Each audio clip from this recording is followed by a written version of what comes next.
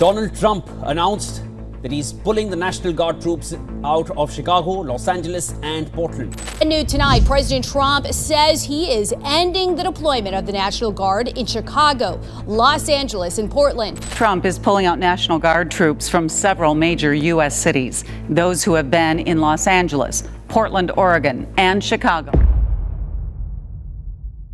Today we're talking about a major and very important story from the United States, something that is shaping how Americans think about safety, law enforcement, and federal power. On New Year's Eve, U.S. President Donald Trump announced that his government is removing the National Guard troops from three big cities, Chicago, Los Angeles, and Portland. We have the right to do it because I have an obligation to protect this country. He said these soldiers helped lower crime, but now they are being pulled back after legal decisions and pressure from local leaders. And he warned they might return if crime rises again. Now let's break down what this means, why it happened, and why people are talking about it so much. Let's start with what exactly happened.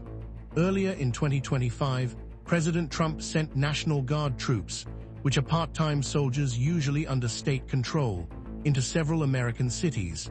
Trump said he was doing this to help reduce crime and protect public places, especially in cities led by Democratic leaders. However, many local officials and courts strongly disagreed.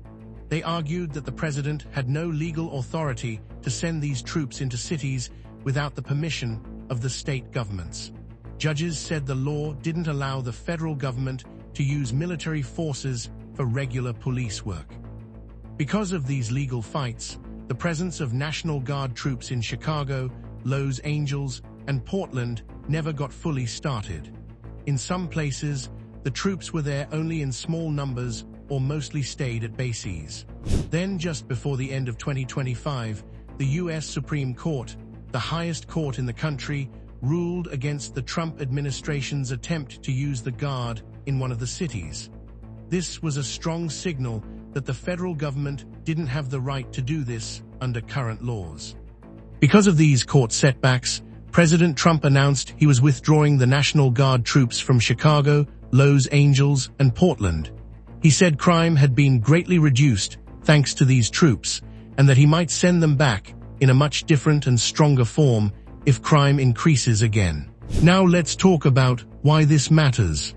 First, this decision is a big political story.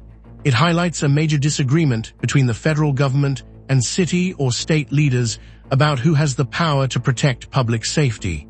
Many local leaders felt the federal government was overstepping its authority, and the courts agreed with them.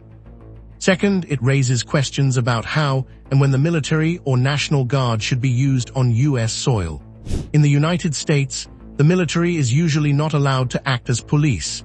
This is to protect citizens, freedoms, and prevent military misuse.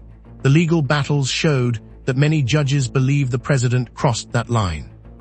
Third, it affects how people see crime and public safety. President Trump has said that sending troops was necessary to fight crime, while leaders in the cities said crime was already going down and that regular police were enough. This debate will likely continue in American politics. And finally, this story matters because it happens at a moment when America is preparing for important elections next year. Decisions like this shape public opinion and can influence how people vote. So in simple terms, the president pulled back the National Guard troops after courts said his action wasn't legal, local leaders pushed back, and now the country is left debating how to balance safety, law, and government power. That's the full story behind today's major U.S. news, a big change in how federal troops are used in American cities, and a story that will keep shaping national conversations in 2026. If you found this explanation clear and helpful, hit like, subscribe, and stay tuned for more news breakdowns, explained in simple, everyday English. Thanks for watching.